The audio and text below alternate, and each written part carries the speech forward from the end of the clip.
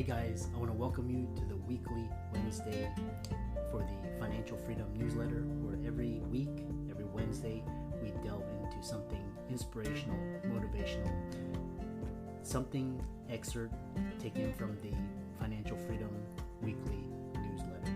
Wherever you are, if you're listening on Spotify, on iTunes, Google, be sure to click the like, subscribe, share, comment. And without ado, let's get into the show. Welcome everybody to this week's podcast episode for the Financial Freedom Podcast.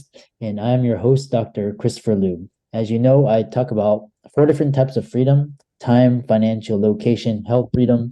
And I'm always interviewing guests, doing things on the cutting edge, changing the world. So today we have Dr. Foojan, and she's going to talk to us all about clearing the past, envisioning a new future, living a fulfilled life now, not tomorrow. So it's going to be really interesting. I'm really interested in this area. And so welcome, Dr. Foojan, to the show. Welcome.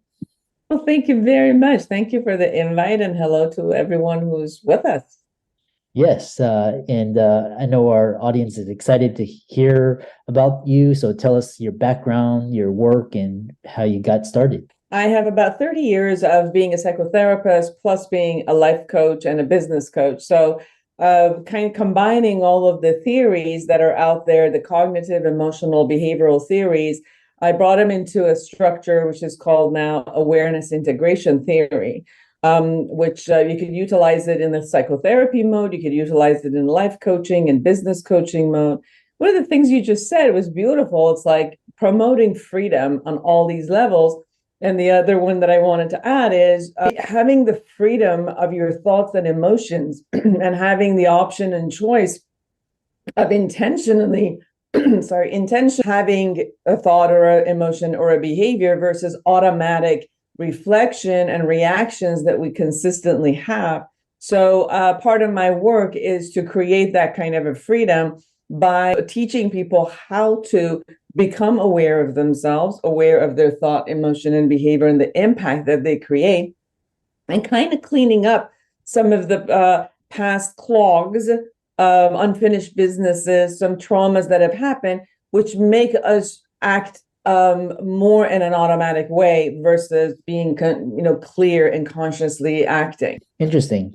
And so, we'll get right into it. I'm always interested in, this basically clearing up the baggage. What about your journey supported you to develop awareness integration theory? Well, I'm an immigrant, so I came at age 12 alone. So I kind of raised myself from childhood and teenagehood all the way. So you go through a kind of the essence of I had to survive. So this concept of not having safety and having to survive consistently holds a lot of actions, which at that moment supported me to move forward. But I needed to let go of those behaviors and thought process to be able to be free.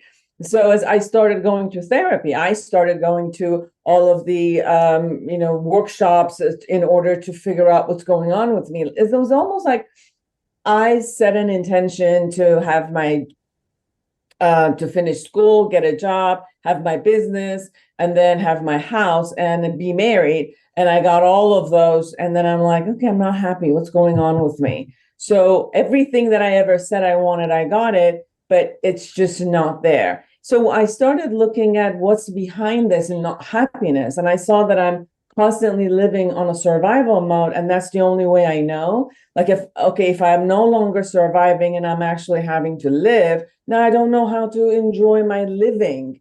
I just know to create a drama so I can survive the drama again, right? So I was like, okay, this is exhausting. I cannot get out of that mode. So I started going to therapy, and then I fell in love with this concept of the human mind and, the things we have the ability to do and the things that we sabotage ourselves. So I started learning every single theory that was there. I went to therapists who were offering those theories. So I learned it as a client, I learned it as someone who's experiencing it and then offering it. And then I took the best of what was out there from the cognitive theories, from emotional theories, from behavioral theories, from what I had learned in experiences, my businesses, and my clients. And that's how it was like the best of everything got together and created the new improved version that handles all of it, handles your thought process, emotions, behavior, and intentionality of what you create in your life and your results. So that's how the journey started. And now we are, the reason I call it also theory, because we're using it also in education models. We're using it in starting with daycare, teaching children now how to do emotional regulation, teaching them how to look at the things that they want and how to go after them, how to strategize, calming down, how to communicate as early as 2-year-old. They're like managing their emotion, calming down their body, and articulating exactly what it is that they want, all the way to schools. I'm teaching it in college level right now in Cal State Long Beach. We've done many research, and it shows that it's minimizing depressive states about of 76% and anxiety about 64%. And obviously, after those things are down, self-esteem, self-efficacy is going higher and higher. So, and then now we opened up the app Foojan app, which you could go ahead and go through the questions and the process in different areas of your life, like your relationship with yourself, with your job, money, family systems, marriages, children. You can go through each area of your life and kind of go through the process of the awareness integration on an app, Foojan app. Interesting. Yeah, I'm really curious. So this awareness integration theory is very interesting, and I'm always out looking for new ideas. And what are some of the principles of AIT? So we live in relationships, Dr. Lou. If they put you into a space of four walls with nothing to relate to, you're going to find, one thread of the wall and start relating to, or you start talking to yourself. Everybody does that, right? So we live in relationships. Every angle that we have, even objects, like if you have a relationship with money, you have a relationship with death, you have a relationship with, your car. Like there is, if even objects we have a relationship with. So I started looking at the angles of relationship and your self-identity. And there's four things that are happening simultaneously.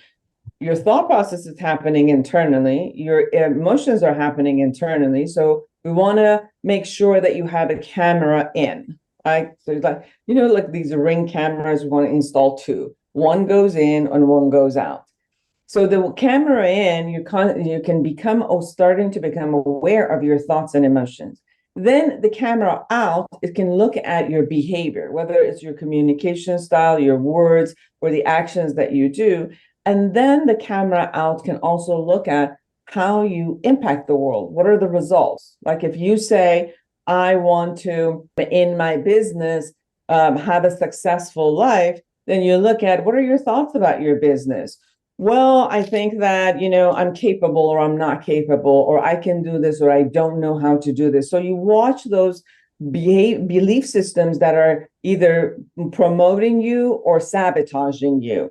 And then there's obvious an emotion that gets created by all of these thought processes. So then you monitor those emotions, because emotions are motivators. They'll either stop you or motivate you or move you forward. And then I look at, okay, with this thought, if I'm capable, if I enjoy what I do, if I'm passionate, I get excited about I do, what are some of the things that I'm doing all day in order to improve my business? Or vice versa. If I think I'm not capable, oh my God, I don't know how to do this. I'm just winging it. I hope nobody finds out. I'm a fraud. And then, I'm scared. I feel bad. I feel shame. Well, what kind of behaviors do I do as I walk through my business cycles in the morning? And then what with this thought and emotion and then the behavior, what kind of results am I getting? And sometimes we look at it backwards. It's like, oh, something happened, which I didn't want it to happen. This is the result I got. Let me go backward. How did I get here? What kind of a behavior did I do? What were my actions? And then what was I thinking? What was I feeling? So we could go back and monitor those. The reason it's important to monitor is if we wanted to change something, we want to know what aspect we needed to change. Do I need to change my belief system, my emotions, my behaviors to change the result? And then there's an element of how do I have a relationship with the outside world? And then the second one is we all live in our assumptions. And how do I assume the whole world thinks of me and feels toward me and behaves toward me? Because I react to my assumptions of the world. Like if I think Dr. Lou is likes me and wants me on his show, and he's enjoying our conversation, then I would be relaxed. I would be more open and giving. But if I look at Dr. Lou's face and I'm like, oh, I think I said something to piss him off. Oh, I think he doesn't like me anymore. Oh, I think he's not even going to show this thing. So what would happen to me? I would retreat, I would get anxious, and the way that I would talk, it would be different, right? So we live in our assumptions consistently. So it's becoming aware of, what happens in us as we react to the world. And then the third one is I take myself everywhere. So no matter what happens here, no matter whether Dr. Lou tells me, Foojan, you are the best speaker and a therapist, if I think I'm not, I won't be able to take it in. So then it's like, am I feeling well about myself? Do I feel confident and self-esteem? Or do I have all of these negative thoughts about myself?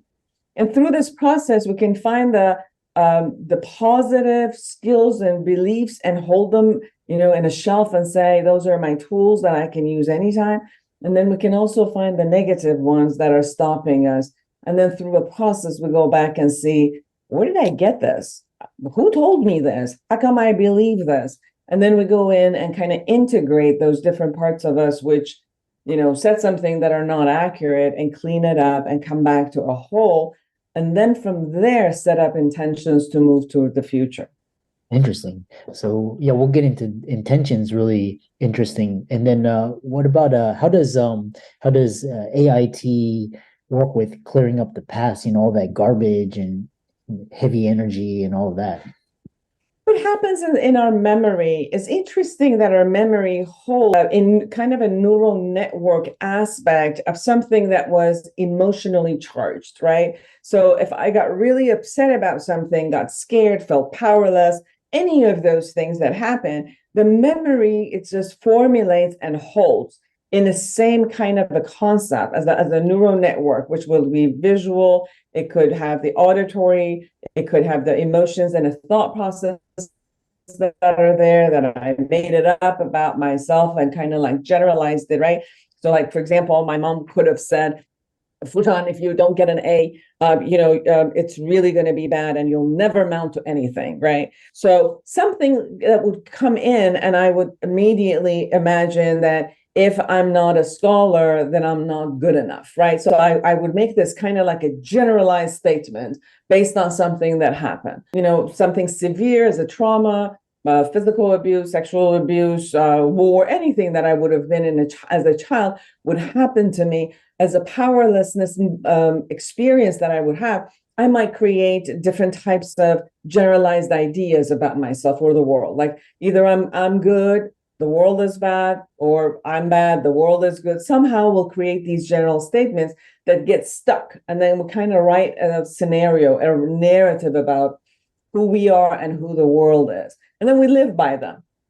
And so that's the possibility of looking at what kind of a belief system is showing up on it every day. And then look at the negative ones that are holding me back, restricting me. So then we go from the belief system, the emotion that gets created in your body, and with the angle of really going into your body through the memory lane of the time that we made up such a thing, because we made up all these things. It's like there's no truth into it. We made up all of our own reality. So I figured, hey, if we made it up, we can go clear it, right? Because there's not really a truth to it. And you could see that with the same people in the same family system. Something happens. You could see people go to war being side by side together, but they have a different perception of what has happened. So people perceive things differently, store it differently, make meaning out of it differently. So our path to go in is then to look at, where did you come up with this meaning? What happened in that scenario that at a 3 age, 5, 6, 10 years of age, you came up with this and then you stuck it to yourself? It was more like first somebody said something, you put it on a sticker note and put it here. And then afterward, you tattooed it here. And then afterward, you really, it's like, okay, this is part of like my facial structure now, the tattoo of I'm bad, for example, or I'm incapable, right? So those are the things that then we go in and look at, and every time you go back to a memory, you recreate the memory. So if every time we're going back to a memory and we're still looking at it from a victimized position, and I was powerless and therefore I'm always powerless, then we keep recreating the same memory and making it more sustainable. This time through the AIT, what we want to do is to go back into the memory and look at your strength. How come you survived all of that? What were the other elements of your strength in your system that had the ability to pull through? And how do we know? Because you're here. I'm 61 years old, going back to a memory of a 5-year-old, reminding the 5-year-old, hey, we made it through. Like there was something resilient about us that we made it through. And then it's like thank you for hanging in there for me to be able to get to here. It's like, bringing those two parts together and combining it and having the bigger lens, opening the lens that no, you're not just one trauma, you are all of this. So you kind of integrate all of your different parts, which kind of have been stuck, and bringing it into a whole system and opening your all of your other skills you've gained through all of these years, reminding all parts of you that you're all of it, your strength and vulnerabilities. And so you go into each of these memories through the AIT as they show up for you, or you go hunt for them and you clean up, clean up, clean up. Interesting. Yeah, very fascinating process. I know we have a couple more minutes. Talk a little bit about intentionality, and then how people can follow you on social media and visit your website. I know you have a podcast as well. Yes. Intentionality is more like, where are you going to put your attention on? Right. So if I'm having an intention in talking clearly for you, all of my system is going to come and pay attention to do this right now. And therefore, I will have a higher result of creating what I said I wanted to create. So if you're scattered, if you're not paying attention, if you are not creating exactly the vision of what you want, the ratio of you getting what you want is going to be less. Now, it doesn't mean that if you created an intention that the world promises you that it's going to give you exactly what it wants, but at least you have a higher level of percentage in order to creating what you want. And when you're clear with your intention, then other what I say in agendas that might come in would be less colorful, and the intention that you have is much more focused into what you want to create. That's why the intentionality matters. And you could create intention every morning that you get up, every task you want to do, you can create that intention for yourself and move forward. People can find me in FoojanZeine.com. They can find all the books at Foojan, and getting the app. It's easy, and you'll go through the process through every area of your life. We also have certified therapists and life coaches that if somebody going through the app really says, I want a little bit of a deeper conversation or a process, or I want to talk to someone, these are important factors for me, then they can also access people who have been certified in this model. Yeah. And let's thank Dr. Foojan for coming onto the podcast and, talking about AIT, intentionality, cleaning up the past, living a better life. And be sure to follow her on her socials. She's on Facebook, LinkedIn. She's on all of them, Insta, Twitter, and YouTube, and as well as her podcast, The Inner Voice, Heartfelt Chat with Dr. Foojan, and as well as check out her website. And with that, thanks so much for coming onto the podcast. Thank you so much for inviting me.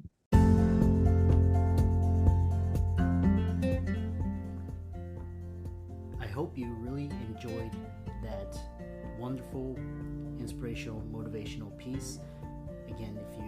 wherever you are listening, if you liked it, be sure to like, comment, share, subscribe.